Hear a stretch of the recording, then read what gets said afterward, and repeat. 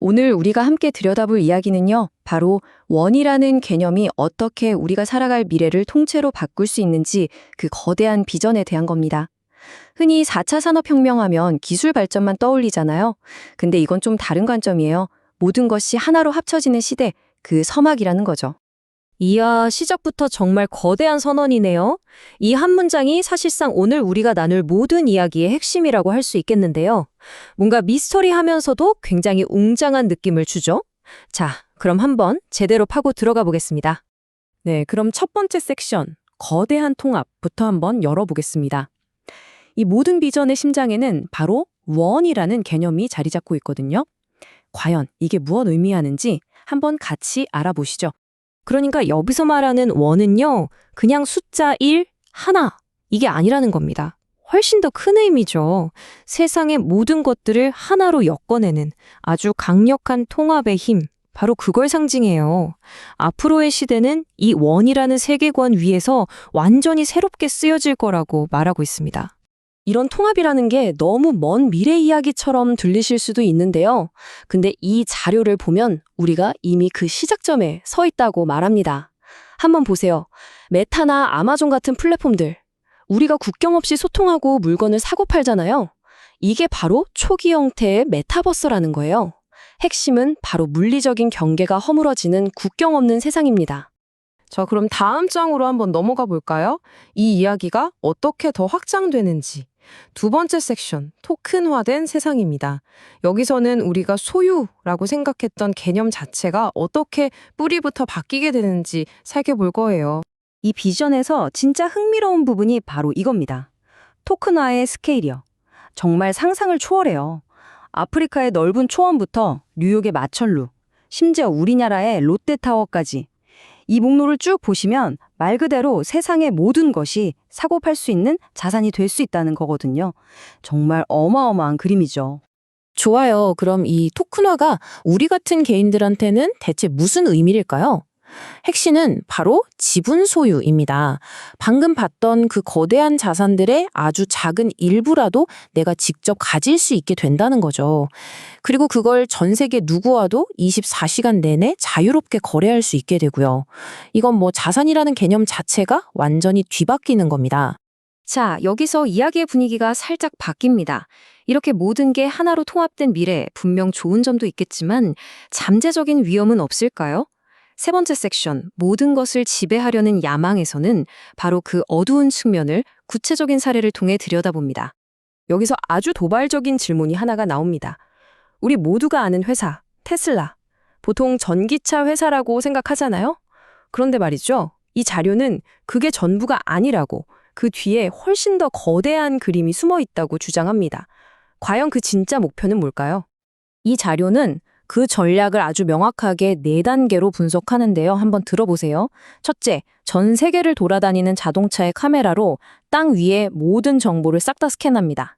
둘째, 이 어마어마한 데이터를 하나의 중앙 서버로 모으죠. 셋째, 수많은 인공위성을 띄워서 하늘의 통신망까지 장악해요. 자, 그럼 그 최종 결과는 뭘까요? 바로 땅과 하늘 양쪽에서 이루어지는 완벽한 정보 통제입니다. 이런 미래가 얼마나 심각한지를 이 한 문장이 딱 보여주는 것 같아요. 이것은 무서운 현실이다. 그리고 더 무서운 건 우리가 이걸 선택하고 말고 할 문제가 아니라는 거죠. 우리가 원하든 원치 않든 우리 삶의 일부가 될 거라고 경고하고 있습니다. 자, 그럼 다음 이야기로 넘어가 보겠습니다. 여기서 다루는 또 다른 거대한 위협이 있는데요. 바로 인공지능 AI가 우리 사회에 가져올 충격입니다. 네 번째 섹션, AI의 점령입니다. 이 그림을 보시면 AI 시대의 역할 분담이 정말 극명하게 드러납니다. 한쪽에는 AI가 있어요. 모든 걸 생산하고 모든 가치를 만들어내죠.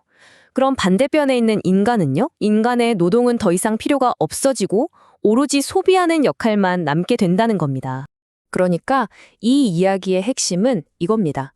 결국 대부분의 사람들은 일자리를 잃게 되고 먹고 사는 문제, 즉 생존 자체를 AI에게 완전히 의존하게 되는 새로운 시대가 온다는 거죠. 이 자료는 이걸 좋고 나쁘고의 문제가 아니라 우리가 피할 수 없는, 어쩔 수 없는 선택이라고 부릅니다. 그리고 이 비전이 그리는 미래 사회 구조는 솔직히 좀 충격적입니다. 한번 보세요. 단 0.1%의 선각자가 세상을 이끌고 0.9%의 동조자가 그들을 따르고요. 그리고 나머지 99% 절대 다수의 대중은 그저 따라가는 구조라는 거죠. 사실상 1%가 모든 걸 결정하는 사회입니다. 자, 이제 이야기의 마지막 장입니다. 지금까지 좀 암울한 이야기를 많이 했잖아요. 이런 실존적인 위협들 앞에서 이 자료가 내놓는 해답은 과연 무엇일까요? 마지막 5번째 섹션, 바로 원이라는 희망입니다. 여기서 미래 사회를 가르는 아주 명확하고 단순한 기준이 제시됩니다. 바로 원을 가졌는가, 그렇지 않은가. 세상은 이 두 부류의 사람들로 나뉘게 될 거라는 거죠. 원이 얼마나 중요한지를 극적으로 보여주는 대목입니다. 그리고 이 숫자는 정말 많은 생각을 하게 만듭니다. 전 세계의 80억 인구 중에 현재 원을 가지고 있는 사람은 1%도 채 안 된다는 거예요. 그런데 이 자료는 바로 이 소수가 새로운 세상의 리더가 되었다고 말하고 있습니다.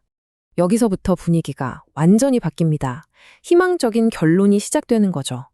우리가 앞에서 봤던 그 완벽하게 통제된 사회, 정말 두려웠잖아요. 그런데 원을 가진 이 리더들에게는 그게 전혀 두려움의 대상이 아니라는 겁니다. 오히려 그 반대입니다. 그 통제 사회가 이들에게는 새로운 기회, 그러니까 새로운 희망이 된다는 거죠. 정말 짧지만 모든 걸 뒤집는 아주 강력한 한 문장입니다. 그럼 이 희망이 구체적으로 뭘 약속할까요? 원을 통해서 인간의 잃어버렸던 정체성과 생명력이 회복되고요. 인간적인 사랑이 더 밝게 빛나게 된답니다. 그리고 마침내 인류 역사상 한 번도 경험해보지 못한 번영의 시대가 시작된다는 거죠. 자, 그럼 우리는 이제 뭘 해야 할까요? 이런저런 복잡한 규제나 세금 같은 문제들, 이런 세부적인 것에 너무 얽매이지 말라고 조언합니다. 그보다 원이라는 더 큰 본질에 집중하라는 거죠. 그런 자잘한 문제들은 시간이 지나면 다 알아서 처리될 거라고 말하고 있습니다. 그리고 이 마지막 인용문이 우리에게 긴박감을 더해줍니다. 이 모든 변화가 저 먼 훗날의 이야기가 아니라는 거예요. 이미 우리 집 문 바로 앞까지 와 있다는 아주 강력한 메시지로 끝을 맺습니다. 그래서 마지막으로 이 질문을 던지게 됩니다. 이 거대한 변화가 코앞에 닥친 지금 우리는 과연 어디에 서게 될까요? 이 세상을 이끄는 성부자가 될 것인가? 아니면 그저 거대한 흐름에 휩쓸려가는 대중이 될 것인가? 이 질문을 여러분께 넘기면서 오늘 이야기를 마무리하겠습니다.